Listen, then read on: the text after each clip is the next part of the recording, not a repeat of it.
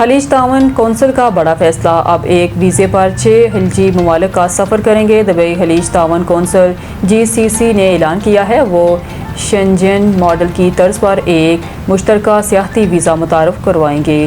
GCC جیسے کہ grand tours کہا جا رہا ہے، یہ ویزا 2025 کے آخر میں آزمائشی بنیادوں پر شروع ہوگا اور بعد میں مکمل طور پر نافذ کر دیا جائے گا۔